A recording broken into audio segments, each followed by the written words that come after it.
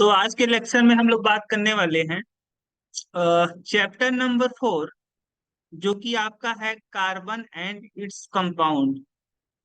Carbon and its compound इस chapter का नाम है। और इस सीरीज में जो हम स्टार्ट करने वाले हैं, उसमें आपका सबसे फर्स्ट जो टॉपिक है वो है NCERT text book question. NCERT based question को हम सॉल्व सॉल्व करने वाले हैं। तो अगर मैं क्वेश्चन नंबर फर्स्ट की बात करूं, तो क्वेश्चन नंबर फर्स्ट में आपका पूछ रहा है, what would be the electron dot structure of carbon dioxide which has the formula of carbon CO2। यहाँ पे ए जो गैस है जिसका मोलिकुलर फार्मूला है CO2, इस गैस का नाम है कार्बन डाइऑक्साइड। दो ऑक्सीजन है, एक कार्बन है, तो हम इसका नाम बोल देंगे कार्बन डाइऑक्साइड। अब इस कार्बन डाइऑक्साइड का मुझे इलेक्ट्रॉन डॉट स्ट्रक्चर लिखना है। तो अगर मैं बात करूं, इसमें एक आपका एलिमेंट है कार्बन और दूसरा एलिमेंट है ऑक्सीजन। अगर कार्बन का एटॉमिक नंबर देखोगे आप तो इसका होगा 6, और इसका इलेक्ट्रॉनिक कॉन्फ़िगरेशन होगा कार्बन का 2,4। और ऑक्सीजन का देखोगे तो एटॉमिक नंबर कितना होता है, इसका 8 होता है, और इसका इलेक्ट्रॉनिक कॉन्फ़िगरेशन 2,6 होगा। तो कार्बन एटम को अपना ऑक्टेट, यानी ऑक्टेट का मतलब अपने वैलेंस शेल में 8 इलेक्ट्रॉन कंप्लीट करने के लिए इसे 4 इलेक्ट्रॉन की जरूरत है ना। और वहीं पे अगर ऑक्सीजन की बात करूं, तो एक ऑक्सीजन एटम को अपना ऑक्टेट कंप्लीट करने के लिए इसको 2 इलेक्ट्रॉन चाहिए, क्योंकि अगर 2 इलेक्ट्रॉन आ गया तो यहाँ पे इसके पास में वैलेंस शेल में 8 इलेक्ट्रॉन कंप्लीट हो जाएगा। तो अगर मैं बात करूं कार्बन, चूंकि कार्बन की संख्या जो है वो कम है, तो जो एटम आपका कम नंबर में होता है उसे हम सेंटर में रखते हैं, है ना। तो यहाँ पे जो कार्बन होगा वो सेंटर एटम होगा। क्या होगा? Centre atom. सेंटर एटम का मतलब ऐसा एटम जो संख्या में क्या होता है, कम होता है, जिसे सेंटर में रखा जाता है स्ट्रक्चर बनाते समय। ऐसे एटम को हम बोलते हैं सेंटर एटम। तो कार्बन सेंटर में होगा, और यहाँ पे ऑक्सीजन, और इधर भी आपका ऑक्सीजन। तो कार्बन के वैलेंस शेल में कितने इलेक्ट्रॉन है भाई? 4 इलेक्ट्रॉन है। तो किसी एटम के वैलेंस शेल में जो इलेक्ट्रॉन प्रेजेंट होता है, उस वैलेंस इलेक्ट्रॉन को हम लोग यहाँ पे डॉट द्वारा रिप्रेजेंट अगर कर दे उस एटम के सिंबल के ऊपर, तो हमारा एक कहलाता है electron dot structure of that atom. तो कार्बन के वैलेंस शेल में 4 इलेक्ट्रॉन था, तो हमने यहाँ पे 4 इलेक्ट्रॉन रिप्रेजेंट कर दिया। और इसी तरीके से अगर मैं ऑक्सीजन की बात करूं, तो ऑक्सीजन के वैलेंस शेल में 6 इलेक्ट्रॉन है, तो यहाँ पे मैं 2, 1, 2, 3, 4, 4 इलेक्ट्रॉन यहाँ पे आपका रिप्रेजेंट हो चुका है। एक पांचवा इलेक्ट्रॉन है और एक छठवां इलेक्ट्रॉन है, ठीक है। इसी तरीके से यहाँ पे अगर आप देखोगे, तो ऑक्सीजन के वैलेंस शेल में 6 इलेक्ट्रॉन, 4 इलेक्ट्रॉन हो गए आपका, 2 इलेक्ट्रॉन यहाँ पे और, है ना। इस तरीके से अगर मैं बात करूंगा, तो यहाँ पे अगर मैं देखूं, तो चूंकि इसको कितने, इस ऑक्सीजन को कितना इलेक्ट्रॉन चाहिए? 2 इलेक्ट्रॉन। और इसको कितना चाहिए? 2 इलेक्ट्रॉन। और इसको चाहिए 4 इलेक्ट्रॉन, है ना। तो अगर अगर ऐसा हो कि ये जो कार्बन एटम है, यह क्या करे, एक इलेक्ट्रॉन शेयर करे विथ ऑक्सीजन, एक इलेक्ट्रॉन कार्बन दे और शेयरिंग में, और एक इलेक्ट्रॉन आपका ये ऑक्सीजन एटम दे। अगर मैं ऑक्सीजन एटम के इलेक्ट्रॉन को थोड़ा सा डिफरेंशिएट करने के लिए कि नहीं, ये मेरा कार्बन का इलेक्ट्रॉन है, ये मेरा ऑक्सीजन का इलेक्ट्रॉन है, अगर मैं कार्बन के इलेक्ट्रॉन को डॉट से रिप्रेजेंट करता हूँ और ऑक्सीजन के इलेक्ट्रॉन को क्रॉस से अगर मैं रिप्रेजेंट करूँ, तो मेरा कुछ इस तरीके का इलेक्ट्रॉन डॉट स्ट्रक्चर बनेगा ऑक्सीजन का। और यहाँ पर इस तरीके से मैं क्रॉस, अच्छा, क्रॉस और डॉट का ये मतलब कतई मतलब नहीं है कि यहाँ पे मैंने कार्बन के इलेक्ट्रॉन को डॉट से रिप्रेजेंट किया है और ऑक्सीजन के इलेक्ट्रॉन को क्रॉस से रिप्रेजेंट किया। बस एक तरीका है। इलेक्ट्रॉन, कार्बन का इलेक्ट्रॉन जो होगा और ऑक्सीजन का जो इलेक्ट्रॉन होगा, वो दोनों सेम ही होंगे, उनमें कोई भी डिफरेंस नहीं होगा। बट हम थोड़ा सा अ, अच्छे से रिप्रेजेंट करने के लिए यहाँ पे इलेक्ट्रॉन डॉट स्ट्रक्चर को थोड़ा सा अच्छे से समझने के लिए, बस थोड़ा सा डिफरेंशिएट करने के लिए हमने क्या किया है, कार्बन के इलेक्ट्रॉन को डॉट से और ऑक्सीजन के इलेक्ट्रॉन को क्रॉस से मैंने रिप्रेजेंट कर दिया। तो अगर मैं यहाँ पे इस तरीके से ऑक्सीजन के इलेक्ट्रॉन को मैं क्रॉस से, यहाँ पे एक इलेक्ट्रॉन देखो, एक इलेक्ट्रॉन आपका कार्बन दे और एक इलेक्ट्रॉन ऑक्सीजन दे, है ना। इस तरीके से यहाँ पे शेयरिंग हो जाए बिटवीन कार्बन एंड ऑक्सीजन, एक इलेक्ट्रॉन कार्बन का, एक इलेक्ट्रॉन आपका ऑक्सीजन का। दूसरा जो है कार्बन, इस कार्बन का दूसरा जो इलेक्ट्रॉन है यहाँ पे अगर शेयर हो जाए यहाँ पे डॉट से, और ए इलेक्ट्रॉन अपना एक इलेक्ट्रॉन यहाँ पे दे दे शेयरिंग में, तो इस तरीके से, तो यहाँ पे जब फर्स्ट बार आप कार्बन शेयरिंग करेगा तो यहाँ पे बनेगा एक बॉन्ड, और जब दोबारा से यहाँ पे शेयरिंग करेगा कार्बन एटम तो बनेगा दूसरा बॉन्ड, है ना। और इसी तरीके से इधर वाला जो ऑक्सीजन एक इलेक्ट्रॉन ए दे, एक इलेक्ट्रॉन ए दे, तो यहाँ पे कुछ इस तरीके का यहाँ पे आपका, अच्छा यहाँ पे बाकी आपके चार इलेक्ट्रॉन बच गए थे, है ना। चार इलेक्ट्रॉन बच गए थे ऑक्सीजन के ऊपर, तो मैं इस चार इलेक्ट्रॉन को इस तरीके से रिप्रेजेंट कर दे रहा हूँ। और यहाँ पे अगर मैं दिखाऊं, देखो अभी भी इस कार्बन के पास में एक इलेक्ट्रॉन बचा हुआ है, एक इलेक्ट्रॉन यहाँ पे शेयरिंग में दे दे, और ये अपना इलेक्ट्रॉन यहाँ पे शेयरिंग में दे दे, ऑक्सीजन, एक कार्बन एक ऑक्सीजन, तो इस तरीके से यहाँ पे हो जाएगा, है ना। अगर मैं बात करूं, अब देखो चूंकि कार्बन ने इस ऑक्सीजन एटम के साथ में, इस वाले ऑक्सीजन के साथ में दो इलेक्ट्रॉन यहाँ पे शेयरिंग किया, एक इलेक्ट्रॉन इस वाले बॉन्ड के फॉर्मेशन में और एक वाला एक इलेक्ट्रॉन इस बॉन्ड के फॉर्मेशन में। तो अगर मैं इसी तरीके से यहाँ पर भी यही हाल है, यहाँ पे कार्बन ने एक इलेक्ट्रॉन दिया है और दूसरा इलेक्ट्रॉन दिया है ना। तो अगर मैं इस शेयरिंग, ये जो आपका ये जो इलेक्ट्रॉन पेयर है, इलेक्ट्रॉन पेयर का मतलब यहाँ पे दो इलेक्ट्रॉन मुझे दिख रहे हैं, है ना, दो इलेक्ट्रॉन दिख रहे हैं, इसीलिए एक ऐसा आपका इलेक्ट्रॉन है शेयरिंग इलेक्ट्रॉन है। इसी तरीके से यहाँ पर भी इलेक्ट्रॉन शेयरिंग में है, यहाँ पर भी इलेक्ट्रॉन शेयरिंग में है, यहाँ पर भी इलेक्ट्रॉन शेयरिंग में है। तो अगर मैं कार्बन की बात करूं तो कार्बन जब इस शेयरिंग इलेक्ट्रॉन को, चूंकि शेयरिंग जब इलेक्ट्रॉन का शेयरिंग होता है, तो इलेक्ट्रॉन के जो शेयर इलेक्ट्रॉन होता है उस पे जो आपके पार्टनर जिनके बीच में शेयरिंग होता है उन दोनों का हक होता है। तो चूंकि ये इलेक्ट्रॉन आपका शेयरिंग इलेक्ट्रॉन है, तो इस पे कार्बन का भी हक होगा और साथ ही साथ ऑक्सीजन का भी हक होगा। तो अगर कार्बन अपने लिए इस इलेक्ट्रॉन को यूज करेगा, तो मैं इस इलेक्ट्रॉन को कार्बन के समझूंगा कि कार्बन के अधिकार क्षेत्र में आ रहा है। अगर कार्बन इस इलेक्ट्रॉन को शेयर करता है तो इस तरीके से यहाँ पे कार्बन के अधिकार क्षेत्र में आने वाला जो इलेक्ट्रॉन है वह कितने इलेक्ट्रॉन है, 1 2 3 4 5 6 7, सॉरी 1 2 3 4 5 6 7 8, 8 इलेक्ट्रॉन आपका यहाँ पे कार्बन का, कार्बन के पास में 8 इलेक्ट्रॉन हो गया, वैलेंस शेल में 8 इलेक्ट्रॉन हो गया।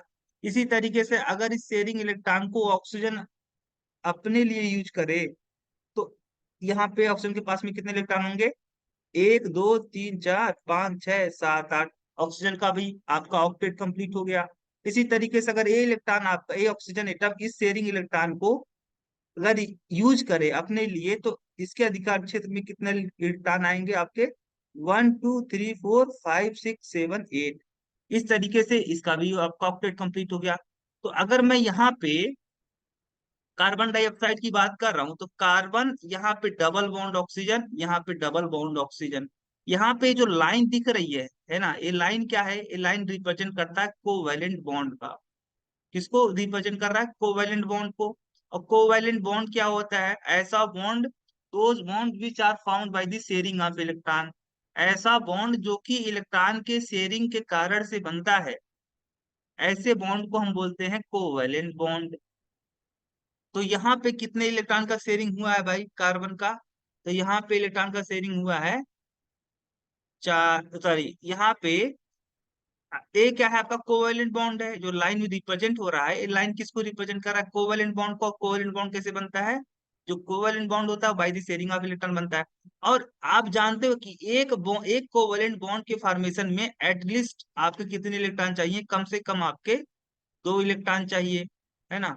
तो एक बॉन्ड में, एक कोवैलेंट बॉन्ड में कितने इलेक्ट्रॉन होते हैं, 2 इलेक्ट्रॉन, तो यहाँ पे 2 इलेक्ट्रॉन हो जाएगा, और यहाँ पर भी ये वाला बॉन्ड के लिए 2 इलेक्ट्रॉन हो जाएगा। इसी तरीके से इस वाले बॉन्ड के लिए 2 इलेक्ट्रॉन, और इस वाले बॉन्ड के लिए 2 इलेक्ट्रॉन। और चूंकि ऑक्सीजन के पास में कितना इलेक्ट्रॉन था वैलेंस शेल में, 6 इलेक्ट्रॉन, 6 में से एक इलेक्ट्रॉन इस बॉन्ड में और इस बॉन्ड के फॉर्मेशन में, और एक इलेक्ट्रॉन इस बॉन्ड के फॉर्मेशन में, यानी 2 इलेक्ट्रॉन इसका चला गया ऑक्सीजन का। बचा कितना, 6 था वैलेंस शेल में, 6 इलेक्ट्रॉन था, 2 चला गया, बचा कितना, 4। तो मैं यहाँ पे चारों इलेक्ट्रॉन को इस तरीके से दिखा दे रहा हूँ। सेम हाल यहाँ पे इस तरीके से ऑक्सीजन का, ऑक्सीजन के साथ में होगा, है ना। तो ये क्या है आपका इलेक्ट्रॉन डॉट स्ट्रक्चर। देखो इलेक्ट्रॉन डॉट स्ट्रक्चर को लिखने के लिए सबसे बेस्ट तरीका है कि आप पहले बॉन्ड बना लो। बॉन्ड बनाने के बाद में जहां जहां बॉन्ड है वहां पे 2 इलेक्ट्रॉन दिखा दो। बाकी आप देख लो कि किस पे कितना इलेक्ट्रॉन बचा हुआ है, उसको वहां पे रिप्रेजेंट कर दो। तो इस तरीके से अगर आप, ये है आपका electron dot structure of carbon dioxide. तो एक क्वेश्चन मेरा हो गया यहाँ पे। क्वेश्चन नंबर 2 की बात करोगे अगर आप, क्वेश्चन नंबर 2 बोलता है, क्या बोलता है क्वेश्चन नंबर 2? कहता है what would be the electron dot structure of molecule of sulphur which is made of the 8 atom of sulphur. कह रहा है कि सल्फर का एक मॉलिक्यूल का मुझे क्या लिखना है, इलेक्ट्रॉन डॉट स्ट्रक्चर। और बता भी रहा है, हिंट भी दे रहा है कि जो है आपका सल्फर है वह 8 एटम से मिलकर बना है। यानी सल्फर का जो एक एटम है, सल्फर एलिमेंट का, सल्फर एलिमेंट जो है, सल्फर जो एलिमेंट है, सल्फर एलिमेंट का एक मॉलिक्यूल जो है, सल्फर जो मॉलिक्यूल के फॉर्म में एग्जिस्ट करता है, उसका एक एलिमेंट 8 एटम से मिलके बना है। यानी आपका ये सल्फर, सल्फर का एक एटम हो गया, और इसके 8 इसी टाइप के 8 सल्फर एटम आपस में ज्वाइन करके सल्फर एलिमेंट का एक मॉलिक्यूल बनाते हैं।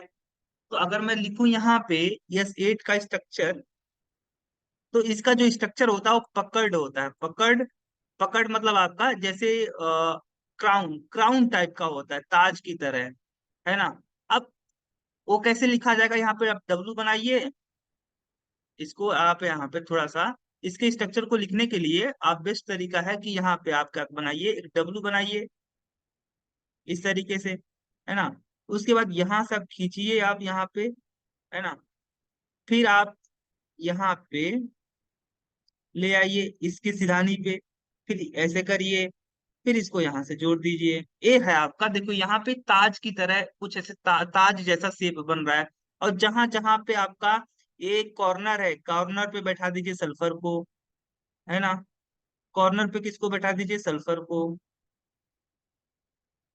जहां जहां कॉर्नर है वहां वहां पे आप सल्फर बैठा दीजिए। तो इस तरीके से अगर आप देखोगे, तो चूंकि ए वाला जो बॉन्ड है, ए बॉन्ड में आपका, ये जो बॉन्ड बना है बिटवीन दिस सल्फर एटम, इस बॉन्ड के फॉर्मेशन में एक इलेक्ट्रॉन सल्फर, ये वाला इलेक्ट्रॉन सल्फर दिया होगा, और एक इलेक्ट्रॉन आपका दूसरे इस वाले सल्फर ने दिया होगा। इस वाले ने एक इलेक्ट्रॉन दिया होगा, और इस वाले ने एक इलेक्ट्रॉन दिया होगा। तो इस तरीके से एक इलेक्ट्रॉन के शेयरिंग से यहाँ पे 2 इलेक्ट्रॉन हो गए बिटवीन दीज सल्फर एटम। और इस दोनों बॉन्ड, जो दोनों बॉन्ड, ये दोनों इलेक्ट्रॉन है, ये दोनों इलेक्ट्रॉन यहाँ पे एक बॉन्ड का शेयरिंग हो गया दोनों इलेक्ट्रॉन का, और यहाँ पे एक बॉन्ड बन गया, है ना। 2 इलेक्ट्रॉन का शेयरिंग होना चाहिए। अगर आपका 2 एटम के बीच में 2 इलेक्ट्रॉन का शेयरिंग हुआ है, और दोनों जो इलेक्ट्रॉन है वह एक एक पार्टनर ने एक एक इलेक्ट्रॉन दिया है, तो वहां पे कोवलेंट बॉन्ड बन गया। तो इस तरीके से अगर आप देखोगे, तो मैं थोड़ा सा इस तरीके से यहाँ पे दिखा दे रहा हूँ आपको, है ना।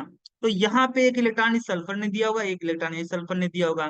इसी तरीके से इस वाले में देखोगे तो वहां पर भी 2 इलेक्ट्रॉन, इस बॉन्ड के लिए, इस बॉन्ड के लिए 2 इलेक्ट्रॉन, इस बॉन्ड के लिए 2 इलेक्ट्रॉन, इस बॉन्ड के लिए 2 इलेक्ट्रॉन, इस बॉन्ड के लिए 2 इलेक्ट्रॉन, इस बॉन्ड के लिए 2 इलेक्ट्रॉन, है ना, और इस बॉन्ड के लिए भी 2 इलेक्ट्रॉन।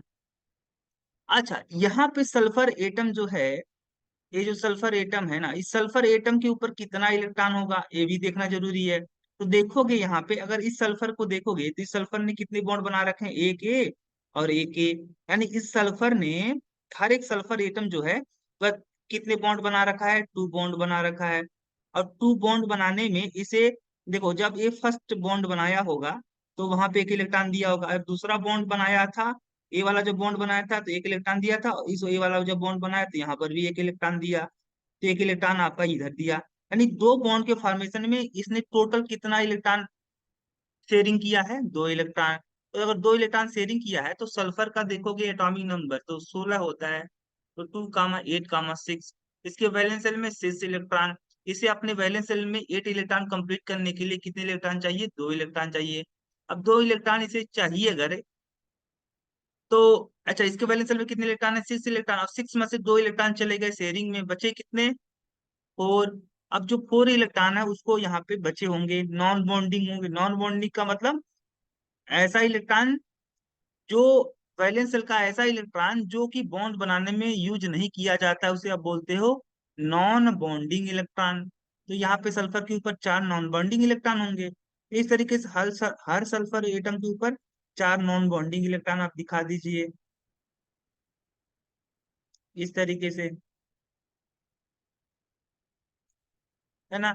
ये हो गया आपका electron dot structure of sulphur S8 molecule. तो ये भी क्वेश्चन मेरा हो गया सॉल्व। इसी तरीके से आपका बोल रहा कि how many structural isomer. Structural isomer मतलब ऐसा आइसोम, देखो आइसोमेरिज्म क्या होता है आप तो जानते हो अच्छी तरीके से। आइसोमेरिज्म क्या होता है? The phenomena in which, the phenomena due to which, ऐसा फिनोमेना, ऐसी घटना जिसके कारण से compound has same molecular formula but they has different physical property and chemical property, different physical and chemical property. ऐसा फिनोमेना जिसके कारण से कंपाउंड जिनका मॉलिक्यूलर फार्मूला सेम होता है लेकिन उनकी फिजिकल एंड केमिकल प्रॉपर्टी क्या होती है, डिफरेंट होती है, ऐसे फिनोमेना को बोलते हैं हम लोग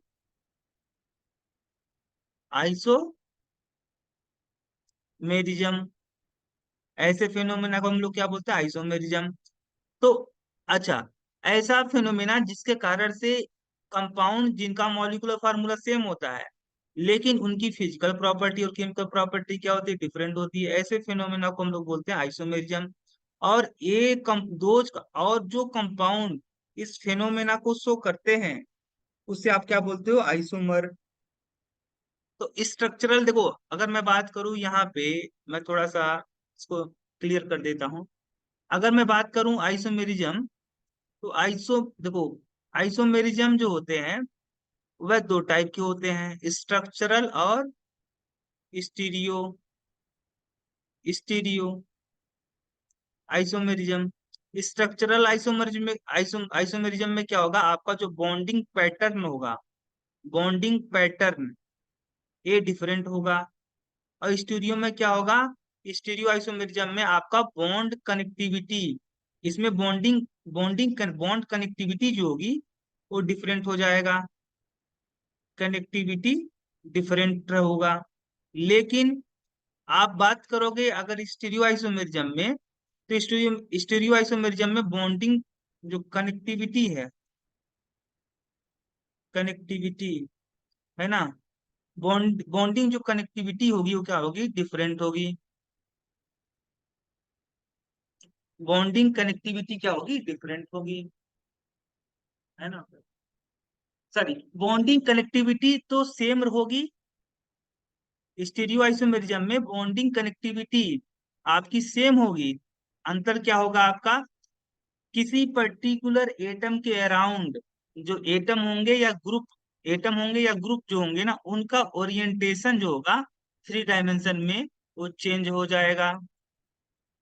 तो ऐसा isomerism which are develop due to different bond connectivity are called structural isomerism, and those isomerism which are developed due to different orientation of atom or group of atom around an atom in 3 dimension will change are called stereoisomerism।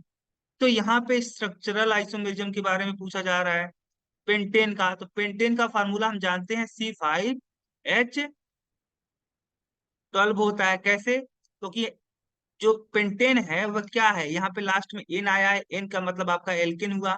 और alkene का जो general formula होता है वह होता है CnH2n+2। तो n is equal to 5 रखोगे तो यहाँ पे हो जाएगा आपका,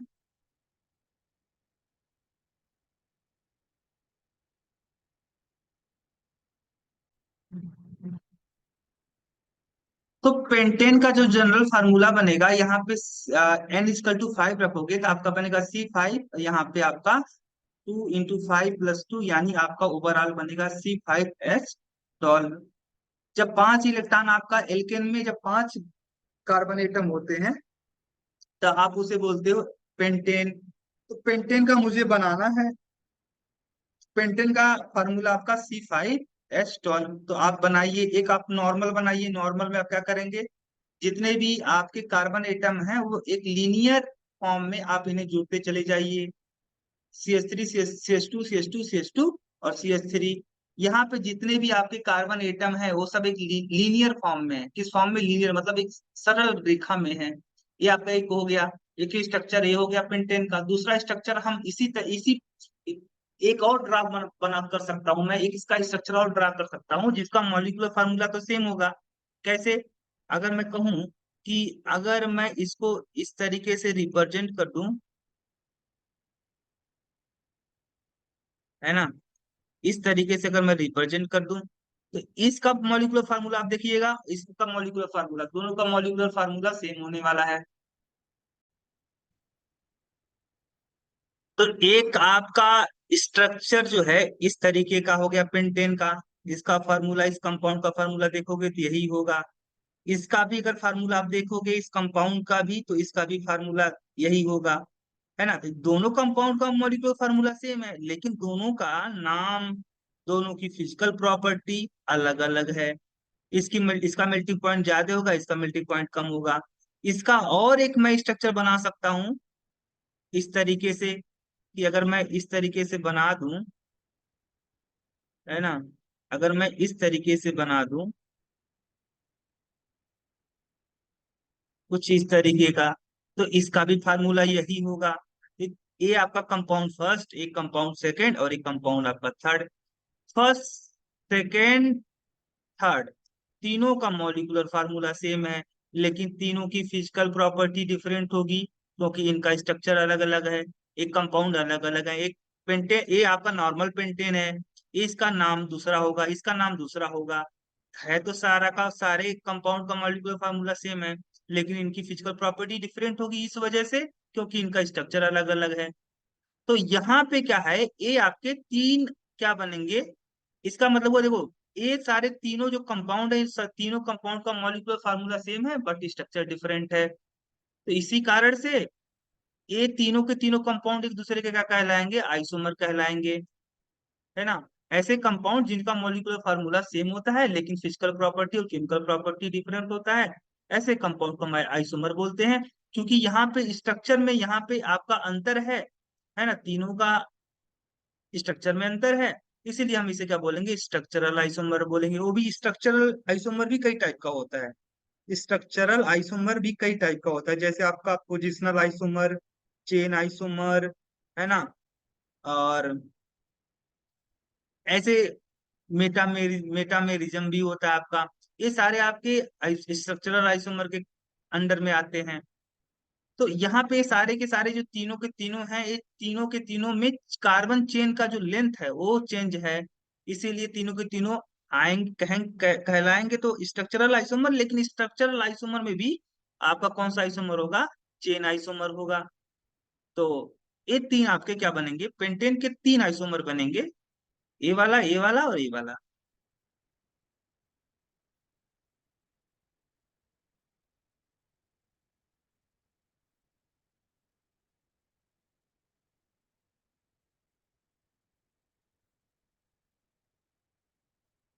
यहाँ पे है अगला क्वेश्चन आपका, बोल रहा है कि what are two properties of carbon which lead to huge number of carbon compound we see around us. हम अपने आसपास में कार्बन के इतने सारे कंपाउंड देखने को मुझे मिलता है, इसका कारण क्या है? कार्बन इतना ज्यादा कंपाउंड क्यों बनाता है? तो कार्बन बहुत ज्यादा कंपाउंड इसलिए बनाता है क्योंकि कार्बन का एक प्रॉपर्टी होता है कैटिनेशन पावर। तो कार्बन का जो कैटिनेशन पावर है वो बहुत हाई है। कैटिनेशन पावर क्या होता है? तो किसी भी, देखो, किसी भी एलिमेंट की वह प्रॉपर्टी जिसके कारण से एलिमेंट का जो एटम है वह अपने ही टाइप के एटम से बार बार जुड़ने की जो क्षमता होती है ना, बार बार जुड़ने की जो क्षमता होती है उसे क्या बोलते हैं? Catenation power. और दूसरी वजह यह है कि कार्बन कार्बन का जो बीच का जो बॉन्ड होता है, कार्बन कार्बन बॉन्ड होता है, ये बॉन्ड का बॉन्ड डिसोसिएशन एनर्जी बहुत हाई होता है। बॉन्ड डिसोसिएशन एनर्जी हाई इसलिए होता है कि क्योंकि कार्बन जो एटम होता है इसकी साइज बहुत छोटी है ना। और तीसरा कारण है कि कार्बन जो है वो कार्बन जो है वह टेट्रावेलेंसी का होता है। टेट्रावेलेंसी का मतलब इस कार्बन की वैलेंसी कितनी होती है, 4 होती है। तो 3 कारण है, कैटिनेशन पावर इसकी बहुत हाई है, बॉन्ड डिसोसिएशन एनर्जी बहुत हाई है, और साथ ही साथ जो कार्बन है वह 4 बॉन्ड बनाता है, यानी कार्बन की वैलेंसी 4 है, तो कार्बन इज टेट्रावेलेंसी। ये 3 मेन रीजन है कि कार्बन के बहुत सारे कंपाउंड मिलते हैं देखने को हमें, है ना। फिर अगला है आपका, what will be the formula and electron dot structure of cyclopentane. Cyclopentane, cyclo नाम से पता चल रहा है भाई, साइक्लोपेंटेन। अच्छा, लास्ट में आया है कौन, एन। एन का मतलब हुआ कि आपका ये जो हाइड्रोकार्बन होगा वह कैसा होगा, सेचुरेटेड। सेचुरेटेड का मतलब यहाँ पे ऐसा हाइड्रोकार्बन होगा जिसमें कार्बन और कार्बन के बीच में केवल क्या पाया जाएगा, सिंगल बॉन्ड पाया जाएगा। यह एक ऐसा हाइड्रोकार्बन होगा जिसमें केवल कार्बन और कार्बन के बीच में सिंगल बॉन्ड पाया जाएगा। और यहाँ पे साइक्लो, साइक्लो का मतलब एक जो हाइड्रोकार्बन है वह साइक्लिक फॉर्म में, किस फॉर्म में, साइक्लिक फॉर्म में। तो 5 कार्बन एटम को साइकिल में जोड़ दो, है ना, इस तरीके से ये आपका 5 कार्बन एटम एक साइकिल के रूप में जुड़ गए। और यहाँ पे जहाँ पे कार्बन की 4 वैलेंसी होती है, 2 वैलेंसी आपकी कंप्लीट है और 2 वैलेंसी खाली है, दोनों वैलेंसी आप हाइड्रोजन से यहाँ पे कंप्लीट कर दो। तो ये हो गया आपका क्या, स्ट्रक्चर ऑफ साइक्लोपेंटेन। इसका नाम है साइक्लोपेंटेन। इसी तरीके से अगर आप इस तरीके से मैं बना दूंगा तो इसका नाम होगा साइक्लो ब्यूटेन। इसकी तरीके से यहाँ पे इस तरीके से बना दूंगा तो इसका नाम होगा साइक्लोप्रोपेन। ऐसे ऐसे ये बना दूंगा, आपका 6 मेंबर की रिंग बना दूंगा, तो 6 मेंबर की जो रिंग होगी उसे बोलेंगे हम लोग साइक्लोहेक्सेन, है ना। और यहाँ पे जो आपका, देखो यहाँ पे जो कॉर्नर है, हर कॉर्नर पे कार्बन एटम बैठा है, और जो कार्बन की वैलेंसी बच जा रही है उसको हाइड्रोजन से कंप्लीट कर दो। हर कॉर्नर पे कार्बन एटम बैठा दो, और जहां जितनी वैलेंसी बच रही है उसको हाइड्रोजन से आप सेटिस्फाई कर दो, है ना।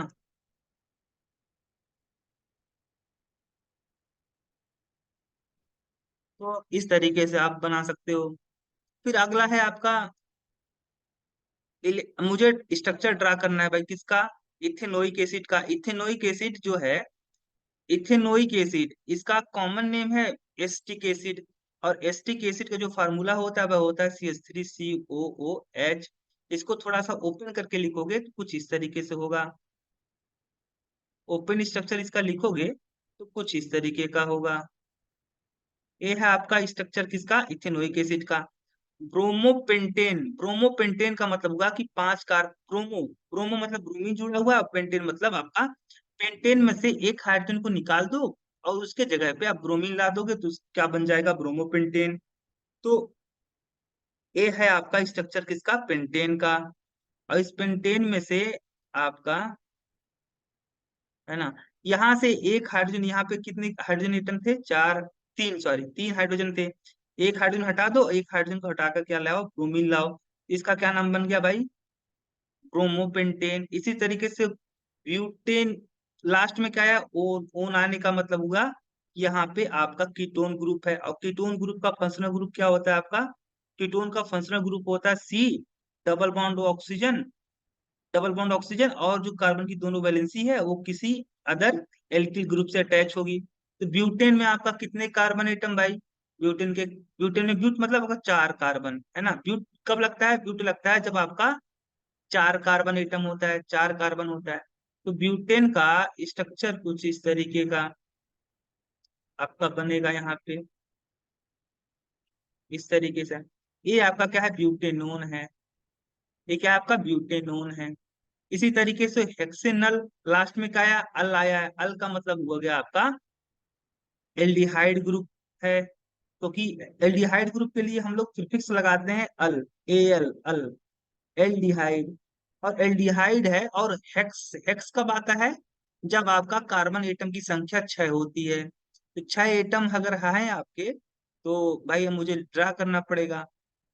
एक हो गया ये दूसरा हो गया कार्बन एटम, ये तीसरा कार्बन एटम हो गया, ये चौथा हो गया, एक पांचवा हो गया। और हम जानते हैं कि एल्डिहाइड जो होता है वो हमेशा टर्मिनल पे लगा होता है, टर्मिनल पे क्या होता है, टर्मिनल पे लगा होता है।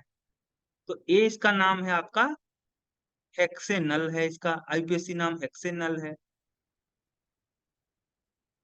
क्योंकि इसमें 6 कार्बन एटम है, तो 6 कार्बन एटम देखो यहाँ पे अगर आप एक कार्बन चेंज यूज करोगे तो आपका ये 1 2 3 4 5 6 6 कार्बन एक की एक चेन बन गई, 6 कार्बन की एक चेन बन गई।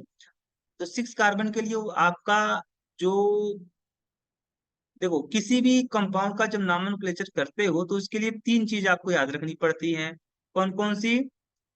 सबसे पहले आप देखते हो प्रीफिक्स, फिर उसके बाद आप देखते हो वर्ड रूट, और फिर देखते हो सफिक्स, है ना। सफिक्स देखते हो। प्रीफिक्स देखा तब जाता है जब किसी कार्बन चेन से आपका कोई सब्स्टिट्यूएंट ब्रांच के रूप में जुड़ा हुआ हो। वो जो आपका ब्रांच या जो सब्स्टिट्यूएंट आपका जुड़ा हो वो कोई आपका एल्किल ग्रुप हो या कोई आपका क्या हो, हेलोजन एटम हो। हेलोजन एटम हो, कोई एल्किल ग्रुप हो या हेलोजन एटम हो, तब आप उसे क्या बोलते हो, तब वहां पे आप एल्किल ग्रुप या हेलोजन एटम के लिए क्या लगाते हो, प्रीफिक्स लगाते हो। वर्ड रूट कैसे आप देखते हो, तो वर्ड रूट के लिए आपको कार्बन चेन देखना पड़ता है। कार्बन चेन में जितने आपके मेन कार्बन चेन में जितने आपके एटम होंगे उस एटम के नंबर के बेसिस पे आप वर्ड रूट चूज करोगे। जैसे एक कार्बन अगर आपका है तो मेथ लगेगा वर्ड रूट के तौर पे, 2 है तो एथ लगेगा, 3 है तो प्रोप लगेगा, 4 है तो ब्यूट लगेगा, है ना। इस तरीके से। और सफिक्स तब लगाते हो, सफिक्स दो टाइप का होता है, एक प्राइमरी सफिक्स और दूसरा आपका secondary suffix. Secondary suffix, primary suffix में आपका कौन आता है भाई? प्राइमरी सफिक्स तब लगाते हैं, प्राइमरी सफिक्स आपको देखते हैं हम लोग कि सेचुरेटेड है, सेचुरेटेड अगर है तो सेचुरेटेड के लिए हम लोग लगाते हैं सफिक्स के रूप में एन। अगर आपका अनसेचुरेटेड है, अनसेचुरेटेड में आपका डबल बॉन्ड प्रेजेंट है तो लगाते हैं इन लगाते हैं। ट्रिपल बॉन्ड है तो आइन लगाते हैं सफिक्स के रूप में। और सेकेंडरी सफिक्स का यूज तब किया जाता है जब आपका कोई फंक्शनल ग्रुप प्रेजेंट होता है। फंक्शनल ग्रुप में आपका एल्कोहल है तो उसके लिए ओ एल लगाते हैं, एल्डिहाइड है तो अल लगाएंगे, कीटोन है तो ऑन लगाएंगे, कार्बोक्सिलिक एसिड है तो ओइक एसिड लगाएंगे, है ना। इस तरीके से आप लगाते चले जाते हो। तो ये आपका सिस्टम क्या होता है, नॉर्मल क्लेचर करने का तरीका होता है। तो चूंकि यहाँ पे 5 कार्बन एटम थे और यहाँ पे इस कार्बन चेन से कोई भी सब्स्टिट्यूएंट के रूप में, कोई साइड ब्रांच के रूप में कोई आपका एल्किल ग्रुप या हेलोजन एटम नहीं अटैच है, तो यहाँ पे मुझे प्रीफिक्स की जरूरत नहीं पड़ेगी। तो प्रीफिक्स तो का काम खत्म हो गया। वर्ड रूट में आपका कितने कार्बन चेन था, कितने कार्बन का चेन था, तो 5 6। तो 6 के लिए हम लोग क्या लगाएंगे भाई? 6 के लिए हम लोग 6 के लिए वर्ड रूट लगाते हैं हेक्स। अब चूंकि ये सैचुरेटेड है कि अनसेचुरेटेड है, अब सफिक्स की बात आ गई। सफिक्स में हम लोग फिर देखेंगे कि प्राइमरी सफिक्स के तौर पे कौन यूज होगा। तो प्राइमरी सफिक्स में हम लोग देखेंगे कि सैचुरेटेड है कि अनसेचुरेटेड। मुझे कार्बन कार्बन एटम के बीच में केवल सिंगल बॉन्ड दिखाई पड़ रहा है तो यहाँ पे हम सफिक्स लगाएंगे एन, क्योंकि ये सैचुरेटेड है ना। उसके बाद हम सेकेंडरी सफिक्स के रूप में कोई फंक्शनल ग्रुप अगर प्रेजेंट होगा तो वो देखेंगे। तो फंक्शनल ग्रुप आपका एल्डिहाइड है, एल्डिहाइड के लिए हम लोग लगाते हैं अल, तो यहाँ पे अल लग जाएगा। क्योंकि यहाँ पे आप दोनों को जोड़ोगे, देखो हेक्स प्लस एन और plus al, a word root था, ए आपका primary suffix, a secondary suffix. अब चूंकि यहाँ पे ई है लास्ट में, यहाँ पे ए है, तो दो आपके वॉवेल एक साथ नहीं आ सकते। एक वॉवेल को मुझे हटाना पड़ेगा, मैं ई को हटा दूंगा और मैं सारे को जोड़ दूंगा, तो बनेगा मेरा हेक्सेनल।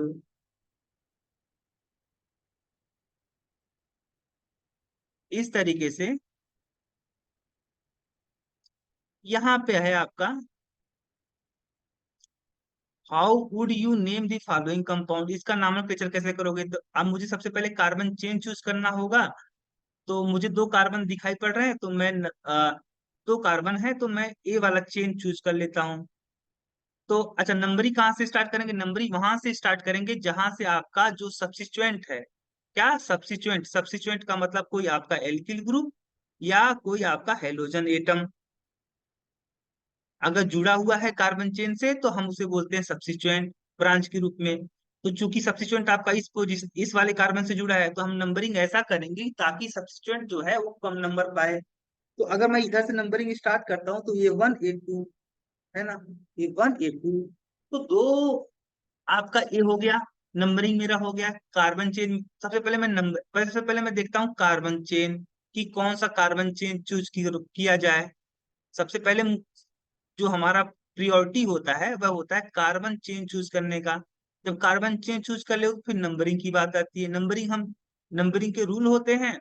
नंबरिंग हम वहां से स्टार्ट करते हैं जहां से आपका जो सब्सिट्यूएंट हो, या जो सब्सिट्यूएंट हो वो आपका लिस्ट नंबर मतलब कम से कम नंबर पाए। फिर हम देखते हैं कि आपका, हाँ, ये दो स्टेप तो मुझे फॉलो करने ही पड़ते हैं। तो वन पोजीशन पे क्या है भाई, आपका ब्रोमीन है ना। तो सबसे पहले हम देखो, अब नॉमेनक्लेचर की बात आ गई तो prefix plus word root plus suffix. तो प्रीफिक्स के तौर पे आपका सब्स्टिट्यूएंट के रूप में ब्रोमीन है यहाँ पे। तो अब किस पोजीशन पे है ब्रोमीन, वन पोजीशन पे, तो हम लिखेंगे वन ब्रोमो। ब्रोमीन के लिए ब्रोमो लगाएंगे। अब दो कार्बन है। अब देखो प्रीफिक्स का काम खत्म हो गया। वर्ड रूट, कितने कार्बन एटम है चेन में, दो। दो के लिए हम लोग को लगाएंगे सफिक्स में, सॉरी वर्ड रूट में लगाएंगे एथ। एथ लग गया।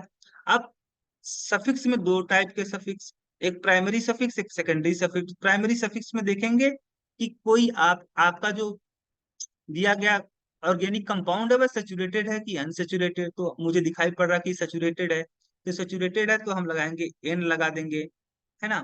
और सेकेंडरी सफिक्स में कुछ भी नहीं होगा, क्यों, क्योंकि यहाँ पे कोई फंक्शनल ग्रुप नहीं प्रेजेंट है, तो इसका नाम होगा one bromo ethane. One bromo ethane.